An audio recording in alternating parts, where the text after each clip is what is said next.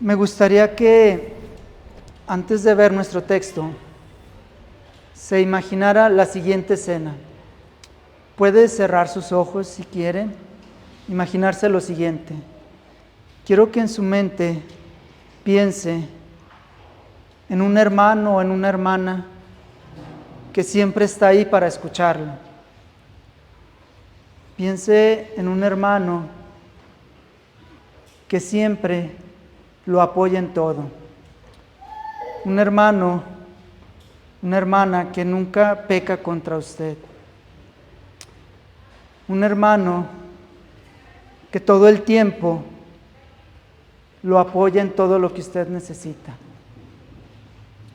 Que siempre le escucha. Un hermano que nunca le va a juzgar. Un hermano que usted diga, jamás me exhorta con la palabra de Dios en algún pecado. Él siempre me comprende, siempre me escucha, siempre está ahí. A la hora que yo lo busque, ahí está. Quiero decirle que ese hermano o esa hermana sí existe y es un chatbot cristiano. Quizás nos causa gracia este comentario, pero la verdad estamos conscientes de que hay muchos cristianos, le voy a dar el beneficio de la duda, que consideran que escuchar videos en las redes sociales de predicadores, escuchar predicaciones en YouTube, para ellos está bien y es suficiente ser ministrados por medio de estos videos, y consideran que asistir a una congregación no es tan necesario y que Dios apoya esta conducta. Finalmente, estas personas piensan que solo es una relación entre ellos y Dios. Por lo tanto, no lo ven mal. No está mal no tener un lugar donde congregarse. Finalmente estoy conociendo la palabra de Dios a través de predicadores que son considerados de sana doctrina. Cuando vemos a estas personas con esta actitud, yo considero que ya no estamos muy lejos de que después las personas creen chatbots con cuerpo, virtuales, que los acompañen. Finalmente, ya no hay mucha diferencia. Parece que solo es un pequeño paso que pudiera seguir. Quizás ahora a nosotros nos sorprende pensar en esta idea de que existan congregaciones virtuales. Pero siendo honestos, un mundo cada vez más egoísta, quizás algunas personas no lo vean mal. El día de hoy vamos a hablar de la comunión entre hermanos. Hoy seguiremos el estudio que hemos estado llevando de la primera carta de Juan. Y vamos a nuestro texto, primera de Juan. Hoy vamos a ver el versículo 7. Primera de Juan 7.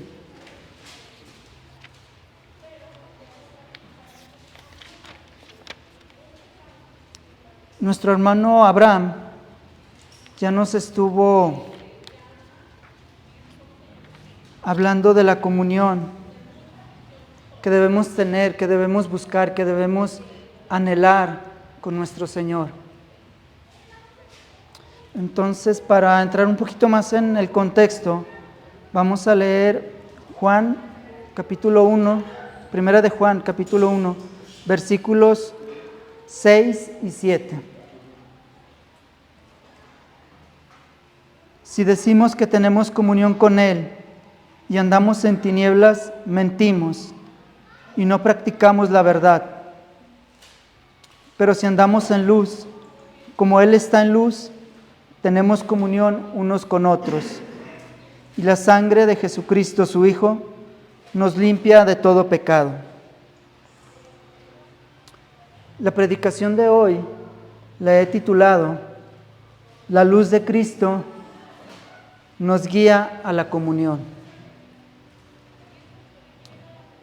En esta carta, ya nuestro hermano Pedro nos dio la introducción,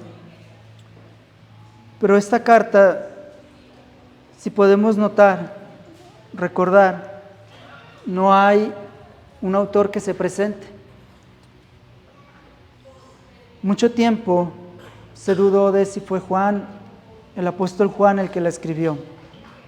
Pero podemos ver que el autor de esta carta, donde ahora la mayoría de los estudiosos coinciden que es de Juan, cita varios textos, varias palabras que encontramos en el Evangelio de Juan. Por ejemplo, dice que Dios es luz. Estas mismas frases las podemos encontrar en el Evangelio de Juan, desde el capítulo 1, versículos 4 al 5. Si gustan, vamos a Juan, Evangelio de Juan, capítulo 1, versos 4 y 5.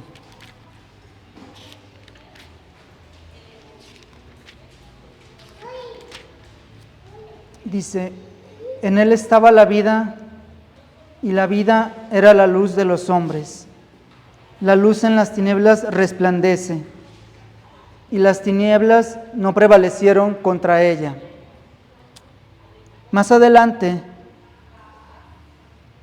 vemos que Cristo mismo, en el mismo Evangelio, capítulo 8, verso 12, Cristo afirma que Él es la luz del mundo. También el apóstol Pablo, en algunas cartas, nos habla de que Dios habita en luz inaccesible. En 1 de Timoteo 6, vamos a 1 de Timoteo 6.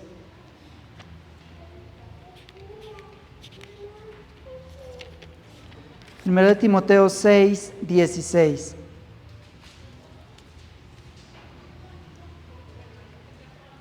Dice la palabra de Dios: el único que tiene inmortalidad, que habita en luz inaccesible, a quien ninguno de los hombres ha visto ni puede ver, el cual sea la honra y el imperio siempre. Amén.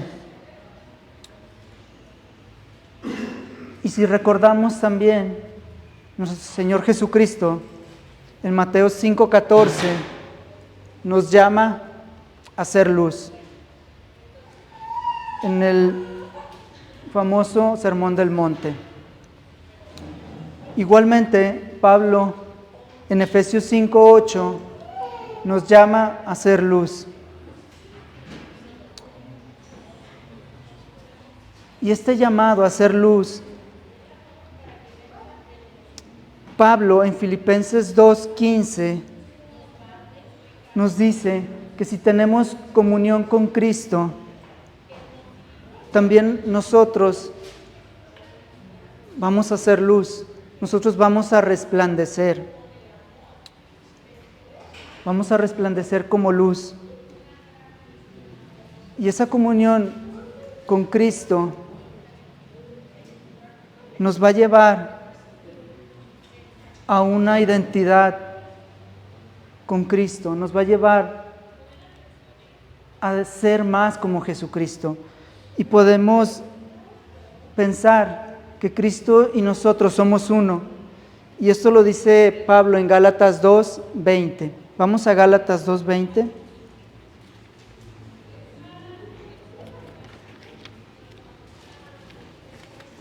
Quizás muchos ya se saben este texto de Gálatas 2:20.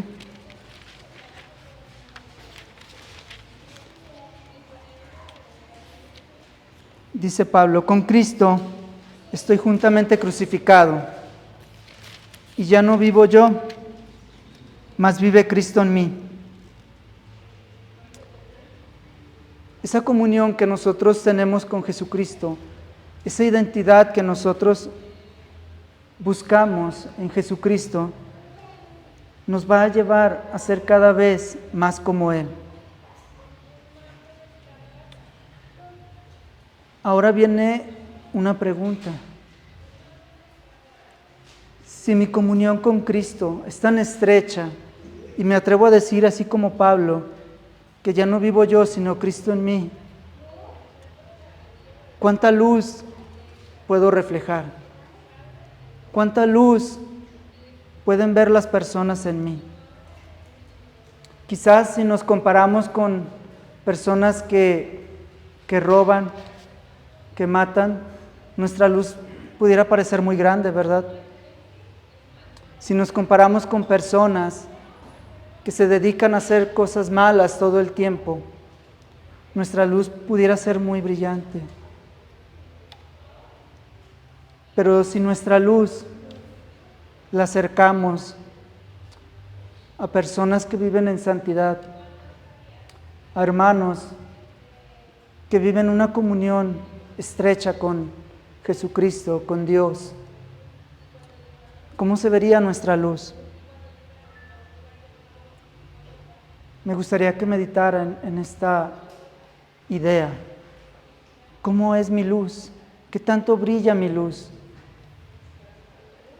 Hay una frase muy conocida que dice: candil de la calle, oscuridad en su casa. Yo creo que muchos de nosotros la hemos escuchado. Esta frase la usan mucho las personas mayores. Frecuentemente se las dicen a sus hijos. Cuando las personas buscamos ser amables, ser atentos con nuestros amigos, con quienes nos caen bien, y somos bondadosos con ellos, somos atentos, los ayudamos, pero en nuestra casa somos una persona muy distinta. Podemos ser esposos que en nuestro trabajo somos amables, atentos con nuestras compañeras de trabajo, que somos serviciales, pero en nuestra casa maltratamos a nuestra esposa, le gritamos a nuestros hijos. A eso se refiere esta frase. O las esposas que fuera de su casa, en la congregación, probablemente son muy atentas, muy serviciales, pero en su casa la tienen descuidada, no atienden a sus hijos, no se preocupan por el cuidado de su esposo. Entonces, ¿qué debe significar para nosotros ser luz? ¿Qué significa para un cristiano ser luz? Para un cristiano, ser luz significa vivir una vida de santidad, apartada del pecado. Para un cristiano, ser luz significa vivir una vida de oración, alejados del ocio. Para un cristiano, ser luz significa vivir una vida de meditación en la palabra de Dios, apartando nuestra mirada del exceso de las redes sociales, del exceso de nuestro celular, de nuestras tabletas, de nuestros televisores. Ser luz significa que nuestra mirada debe estar puesta en el cielo, debe estar puesta en ese galardón que deseamos obtener cuando estemos delante del Señor. Ahí es donde debe estar puesta nuestra mirada en primer lugar. Volvemos a nuestro texto de Primera de Juan, capítulo 1, verso 7.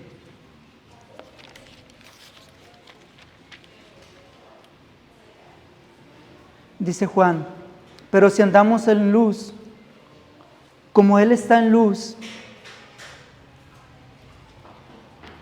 tenemos comunión unos con otros. La palabra comunión en el griego es koinonía. Ya la han compartido muchas veces aquí los pastores, que significa compartir.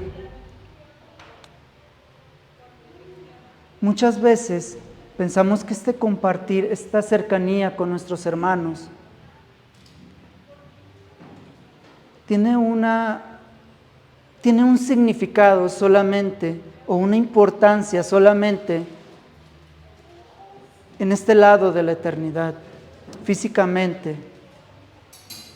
Relacionamos esta comunión solo como la relación de cada 8 días, o de 2 veces por semana, o de vez en cuando, con nuestros hermanos. Sin embargo, esto no es así. Hoy vamos a ver que la comunión con nuestros hermanos no solo tiene una importancia terrenal, sino que también tiene una trascendencia espiritual.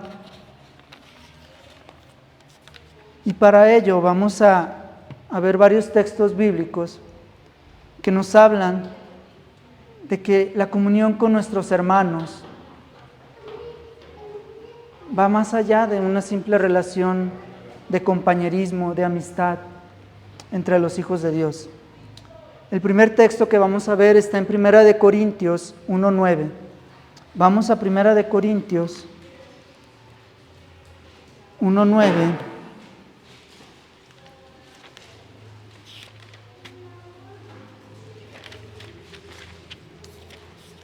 Primera de Corintios 1:9.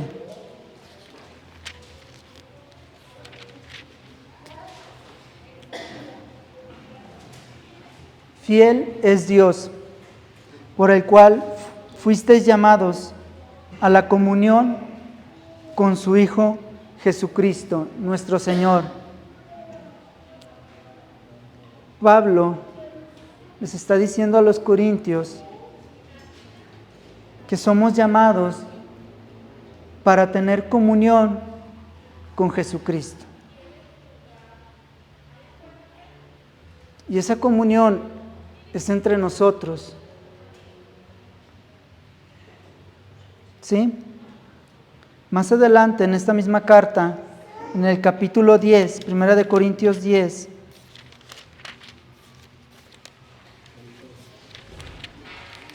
Primera de Corintios 10, versículo 16 y 17, dice Pablo: la copa de bendición que bendecimos no es la comunión de la sangre de Cristo. El pan que partimos no es la comunión del cuerpo de Cristo.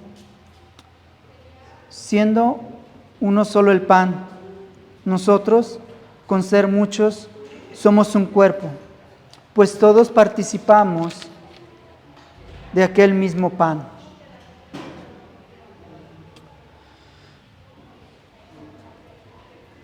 Aquí Pablo está hablando de una de las ordenanzas que practicamos como congregación. ¿Cuál es esa ordenanza? La cena del Señor. Nosotros hemos sido enseñados que la cena del Señor no se toma en nuestra casa, ¿verdad?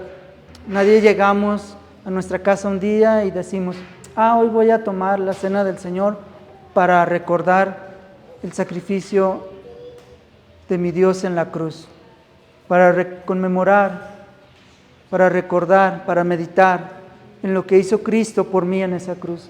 Nadie hacemos eso solos, ¿verdad que no? Es una ordenanza que está dada para que se haga en comunión. Más adelante en esta misma carta, en el capítulo 12, versículo 13, dice Pablo: porque por un solo espíritu fuimos todos bautizados en un cuerpo, sean judíos o griegos, sean esclavos o libres, y a todos se nos dio a beber del mismo espíritu. quiero preguntarle, ¿hay alguien aquí de los hijos de Dios que tenga un Espíritu Santo diferente? Todos tenemos el mismo Espíritu, ¿verdad? Todos hemos sido sellados con el Espíritu Santo. Y este Espíritu Santo busca la unidad. Si recordamos la oración sacerdotal de nuestro Señor en Juan 17, el Señor pidió a su Padre que fuéramos uno, así como ellos son uno. Y aquí Pablo nos está diciendo en el versículo 13 que todos fuimos bautizados por un solo Espíritu. Si analizamos esto con calma, podemos entender que la comunión con nuestros hermanos no solamente es una relación física, sino que tiene una trascendencia también espiritual. Y es algo por lo que debemos estar conscientes y nunca menospreciar esa comunión que el Señor nos manda tener. Yo en varias ocasiones he escuchado predicadores de diferentes partes del mundo donde predican un texto de la palabra de Dios y los escucho como si se hubiesen puesto de acuerdo. Y yo sé que estos varones jamás han tenido comunicación, quizás ni se conozcan. ¿Qué es lo que provoca que exista esa coincidencia en sus sermones y una misma línea de pensamiento? En primer lugar es la palabra de Dios. En segundo es el Espíritu Santo, que tiene un solo pensar para nosotros, que tiene un solo propósito para nosotros. No importa si eres blanco, moreno, amarillo, rojo. El Señor tiene una sola unidad en su Espíritu.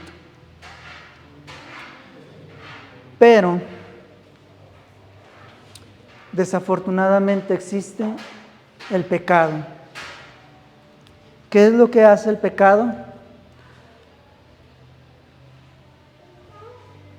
Busca romper esa comunión que existe entre los hijos de Dios. El pecado va a destruir esa comunión entre nosotros.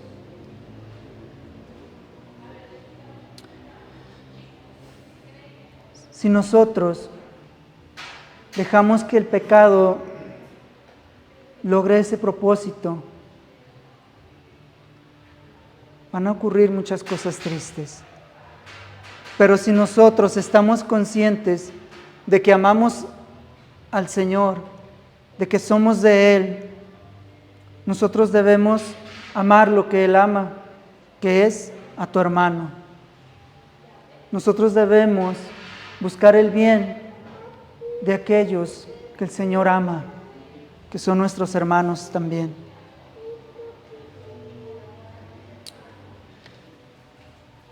Quiero insistir en la importancia de la comunión que tiene la comunión, en la importancia que tiene la comunión entre nosotros, entre los hijos de Dios. Vamos a seguir en la carta de Pablo a los Corintios, pero ahora vamos a ir a la segunda de Corintios. Segunda de Corintios capítulo 8, verso 4.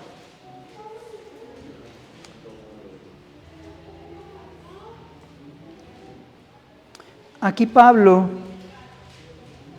habla de los hermanos de la iglesia de Macedonia, los cuales juntaron una ofrenda para los hermanos de Jerusalén, de Judea. Y Pablo dice en el versículo 4, lo que estos hermanos de Macedonia hicieron, pidiéndonos con muchos ruegos que les concediésemos el privilegio de participar en este servicio para los santos. Los de Macedonia no eran hermanos que estuvieran en una condición muy favorable. Ellos también estaban pasando por tribulación, también tenían escasez de recursos. Sin embargo, dice Pablo que en medio de su pobreza, ellos querían dar una ofrenda a sus hermanos. Aquí dice a los santos. ¿Qué era lo que los motivaba a estos hombres y mujeres que querían dar esa ofrenda? El amor al Señor, el amor a Jesucristo. Ellos no estaban viendo lo que les hacía falta a ellos. Su mirada estaba puesta en qué era lo que necesitaban los hermanos de Jerusalén. Su mirada estaba puesta en que ese esfuerzo que ellos iban a hacer era para la gloria de Dios. Eso era lo que estaba en sus pensamientos. Ahora la pregunta es, en mi relación con mis hermanos, ¿cuáles son mis pensamientos? Espero que Él me dé algo para yo poder corresponder con algo. Si Él me invita a comer, bueno, tal vez considere invitarlo. O si Él me regala algo, tal vez yo considere también darle un presente. Esa no era la mentalidad de los macedonios. En su mente, ellos estaban pensando en la necesidad de sus hermanos y en glorificar el nombre del Señor. Otro texto que quiero compartir está en Efesios 3, versículo 6. Efesios 3, versículo 6. Ya que estemos ahí,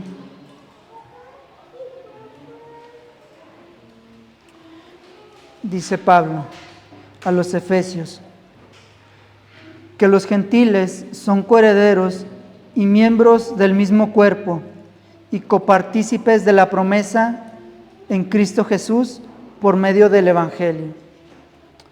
Aquí Pablo les está diciendo que los gentiles, el Señor había extendido su salvación también para ellos, no solo para los judíos. Y dice, son coherederos y miembros del mismo cuerpo. ¿Cuál cuerpo? La iglesia del Señor. Solo existe una iglesia. El Señor solo tiene una iglesia. No podemos nosotros, de forma egoísta, hacer iglesia en nuestra casa, escuchando predicaciones. No importa qué tan sana sea. Eso no hace un cuerpo, eso no hace a la iglesia o parte de la iglesia.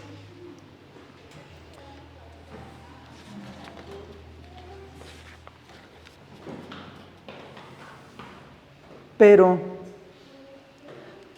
también debemos estar conscientes que la comunión con nuestros hermanos no es fácil.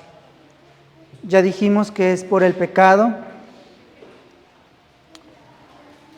pero me gustaría que meditáramos un poco más por qué es difícil, a veces tan difícil, la comunión entre los hermanos. Quiero comentarles otra frase que es muy conocida, que dice, lo que te choca, te checa. Esta frase la usan mucho para expresar cuando una persona nos desagrada, nos cae mal, y muchas veces sin siquiera conocerla. No sabemos por qué nos cae mal. Solo decimos como que algo no me gusta, como que esta persona no me agrada. Bien, esta frase, lo que te choca, te checa, significa que tú estás viendo en esta persona cosas que tú mismo haces que no te gustan de ti. Y en los hermanos pasa eso. Vemos que hay un pecado en nuestro hermano y muchas veces ese mismo pecado estamos practicando pero nuestro hermano nos molesta mucho.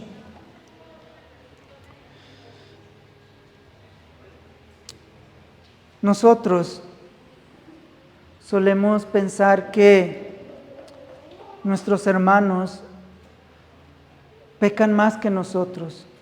Generalmente vemos el pecado de nuestro hermano más grave que el de nosotros. Otra razón que dificulta nuestra relación con nuestro hermano no solo es ese pecado que muchas veces está en nosotros también, sino que todos estamos conscientes que nosotros, aun cuando el Señor nos ha salvado y ha cambiado nuestro corazón de piedra por un corazón de carne, estamos conscientes que en nosotros queda un remanente de pecado. Nosotros seguimos siendo pecadores redimidos. Una parte del viejo hombre, aunque somos criaturas nuevas, una parte del viejo hombre sigue en nosotros. Como dice Pablo en Romanos 7, 22 al 24, miserable de mí, ¿quién me librará de este cuerpo de muerte?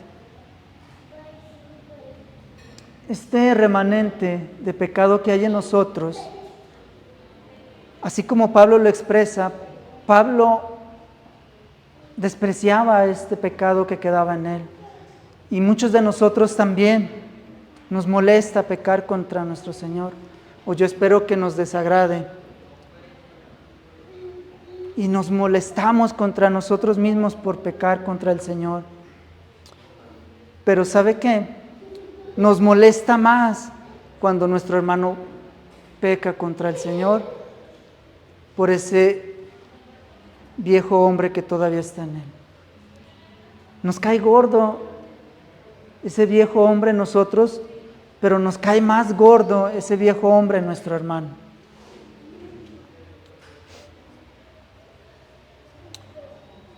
Nosotros quisiéramos que no existiera el pecado, quisiéramos que todo fuera armonía con nuestros hermanos. Lamentablemente no es así. Tristemente no es así. Entonces, realmente lo que Dios nos pide en la comunión con nuestros hermanos no solo es difícil, es imposible.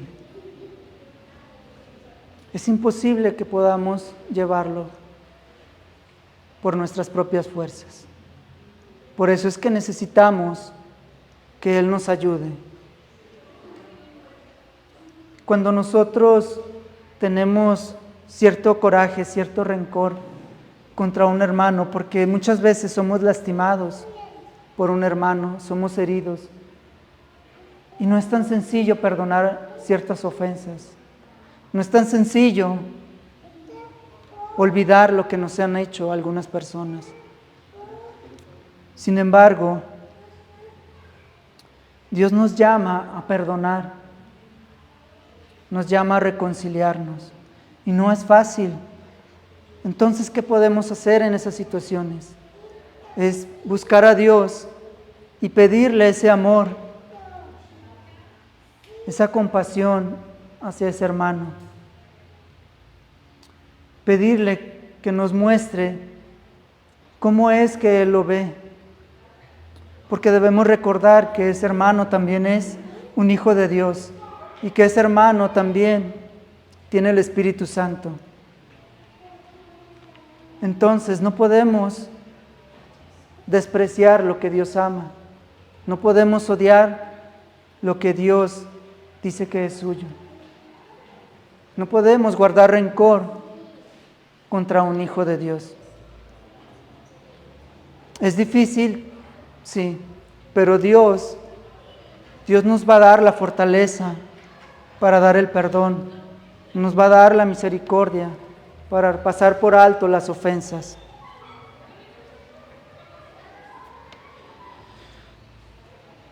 Me gusta mucho cómo un escritor llamado Juan Warren expone este tema.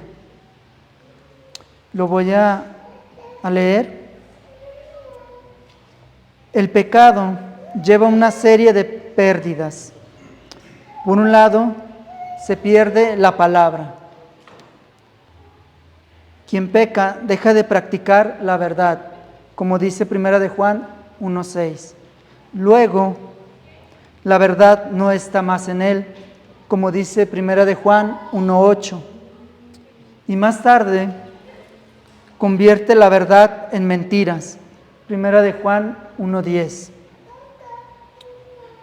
Tu palabra es verdad, como dice Juan 17:17, dijo Jesús. Pero una persona que vive una mentira pierde la palabra. El primer síntoma de andar en tinieblas es la pérdida de la bendición que proviene de la Biblia. Uno no puede leer la palabra obteniendo de ella beneficios mientras está andando en oscuridad. Pero una persona no honrada, aquí Juan Warren se refiere a una persona no honrada, a una persona hipócrita, podemos decir, pero una persona hipócrita, una persona que está en tinieblas, pierde algo más, pierde su comunión con Dios y con el pueblo de Dios. 1 de Juan 1:6 y 7. Como resultado de ello, la oración se convierte en un formalismo vacío. La adoración es una rutina aburrida. Comienza a criticar a los otros creyentes y deja de asistir a la iglesia. ¿Y qué comunión tienen la luz con las tinieblas? Como dice 2 de Corintios 6:14.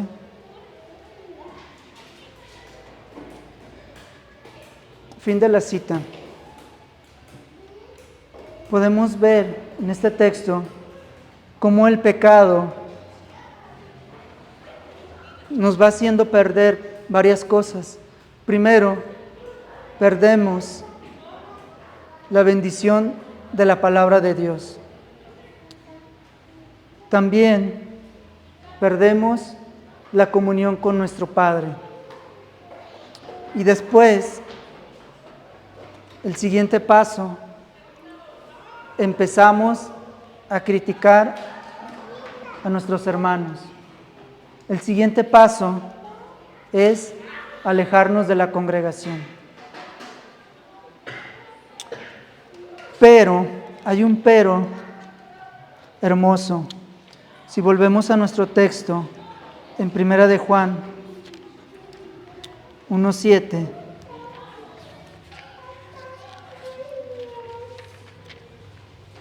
primera carta de Juan, capítulo 1, verso 7. Dice: pero si andamos en luz como Él está en luz, tenemos comunión unos con otros.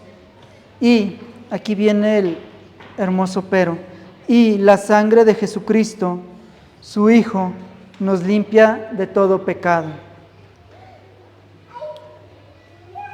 Es hermoso, pero quizás no lo ve aquí usted textualmente, ¿verdad? Pero esa y la podemos usar, pero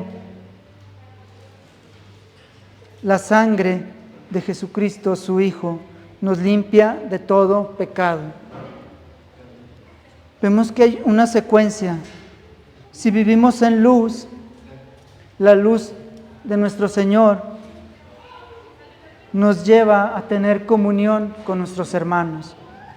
Y la comunión con nuestros hermanos muchas veces nos puede hacer pecar. Y dice Juan: pero la sangre de Jesucristo su Hijo nos limpia de todo pecado.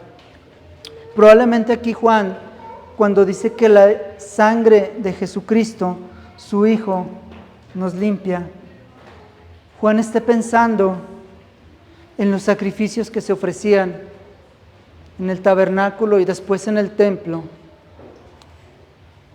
una vez al año, para el perdón de los pecados del pueblo. Me gustaría aclarar de lo que algunas congregaciones hacen, de que usan este texto para justificar en sus oraciones, diciendo: cubro con sangre tal lugar, tal situación, para que el Señor lo proteja. Cubro de sangre el carro donde voy para que el Señor nos cuide. Esto no solo es algo antibíblico, sino que es una actitud equivocada y ofensiva para el Señor, porque este texto no tiene nada que ver con eso. Aquí Juan nos está recordando lo que podemos ver en Levítico 16, versículos 14 al 17. Vamos a Levítico 16.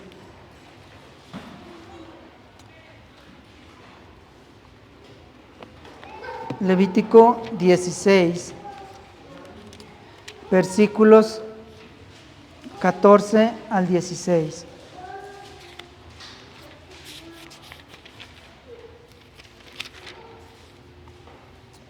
¿Estamos ahí?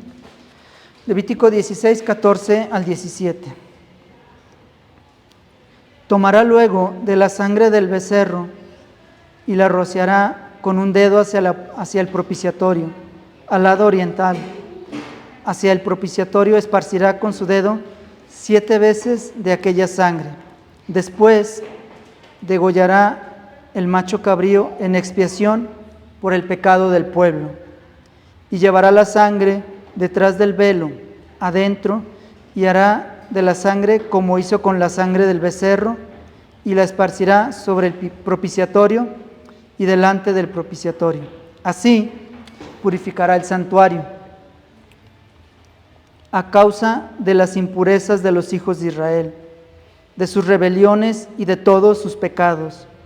De la misma manera hará también al tabernáculo de reunión, el cual reside entre ellos en medio de sus impurezas. Ningún hombre estará en el tabernáculo de reunión cuando él entre a hacer la expiación en el santuario, hasta que él salga y haya hecho la expiación por sí mismo, por su casa y por toda la congregación de Israel. Seguramente Juan, cuando habla de que la sangre de su Hijo Jesucristo nos limpia de todo pecado, él estaba pensando en ese sacrificio expiatorio que se ofrecía cada año. Sin embargo, nosotros sabemos que cuando nuestro Señor fue sacrificado como nuestro Cordero Pascual, ese sacrificio fue único y suficiente, y que esa sangre derramada por Él en la cruz nos limpió de nuestros pecados pasados, presentes y futuros. Eso no significa que tenemos permiso para pecar. Nuestra gratitud, nuestro amor por ese sacrificio debe más bien alejarnos de todo pecado. Juan estaba pensando, como dice también la carta a los Hebreos, capítulo 9, versículo 22, que sin derramamiento de sangre no hay remisión de pecados. Vamos a Hebreos capítulo 9.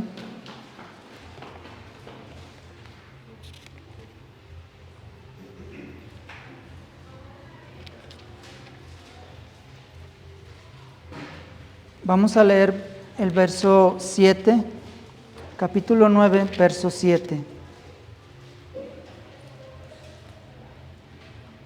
Aquí el escritor de Hebreos está mencionando lo que acabamos de ver en Levítico 16. Pero en la segunda parte Hebreos 9:7, pero en la segunda parte, solo el sumo sacerdote una vez al año, no sin sangre, la cual ofrece por sí mismo y por los pecados de ignorancia del pueblo. Y luego, verso 11 y 12,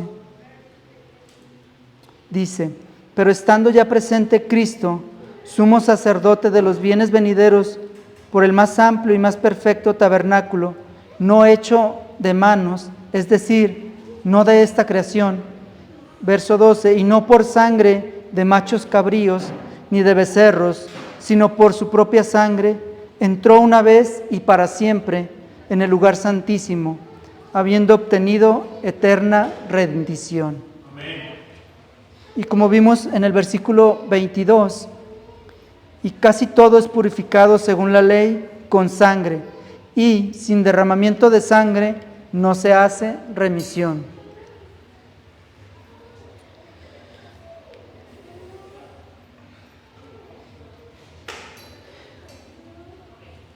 Nuestra mente debe estar clara en esta situación. Juan está hablando de ese sacrificio expiatorio de nuestro Señor y del perdón de pecados pasados, presentes y futuros. Esto debe estar claro porque muchas veces quienes piensan que cuando una persona insiste en un pecado puede perder su salvación. Eso no es verdad. La salvación no se pierde. Lo que puede pasar es que una persona que insiste en un pecado o en sus pecados, no es que esté perdiendo su salvación o que la pueda perder. Es que probablemente nunca ha sido salvo. Recordamos nosotros que nuestro amor hacia el Señor, nuestra gratitud hacia ese sacrificio, nos va a llevar a desear vivir en santidad, nos va a llevar a desear agradar a Dios. Esta noche ya hemos analizado nuestro texto de hoy. Si volvemos a él, por favor. Primera de Juan 1:7, capítulo 1, verso 7. Pero si andamos en luz, como Él está en luz, tenemos comunión unos con otros, y la sangre de Jesucristo, su Hijo, nos limpia de todo pecado. Ya vimos lo que significa para un hijo de Dios andar en luz. Ya vimos que la luz de nuestro Señor Jesucristo nos muestra el camino hacia la comunión con nuestros hermanos, nos guía a tener esa comunión con nuestros hermanos. Y también hemos meditado en el sacrificio de nuestro Señor Jesucristo y el perdón que ha traído a nuestras vidas a través de su sangre. El sacrificio de Jesucristo no podía ser solamente que el Señor lo matara por nuestros pecados con un paro cardíaco, con un infarto, o que cayera muerto simplemente como Usa cayó muerto, o como muchos hombres que cayeron muertos solo con la presencia del Señor. Era necesario que la sangre de Jesucristo fuera derramada, así como los sacrificios que se practicaban en el Antiguo Testamento.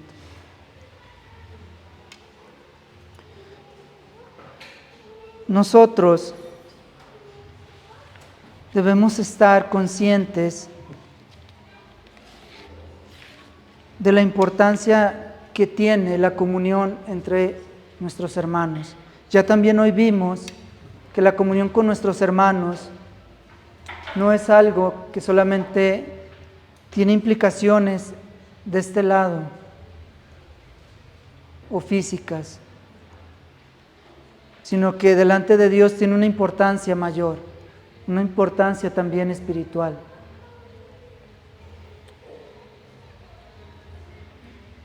Si nosotros atesoramos estas palabras del apóstol Juan y meditamos en ellas, nos deben llevar a meditar cómo está nuestra relación delante de Dios, cómo está nuestra relación con nuestros hermanos. Nos debe hacernos la pregunta con la que empezamos: ¿soy luz en el mundo? ¿Soy luz delante de mis hermanos?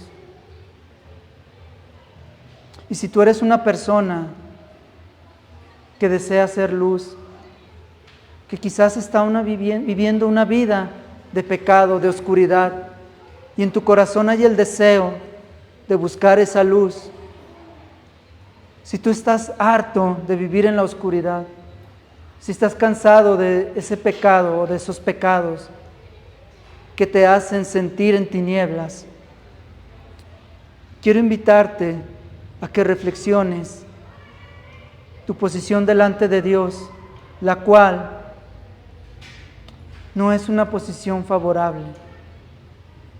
Debes saber que un día vas a estar delante de Dios y Él te va a juzgar con base en su justicia. Como dice la palabra de Dios, está escrito que el hombre viva y luego muera y luego el juicio. Quiero invitarte a que reflexiones y desees ser luz en tu vida. Y si tú, mi hermano, mi hermana, hay un pecado que te hace sentir en tinieblas, que te hace sentir en oscuridad, recuerda que la sangre de Jesucristo te limpia, te ha limpiado. Solo tienes que ir, arrepentirte delante de tu Señor y reconciliarte con Él. Vamos a orar.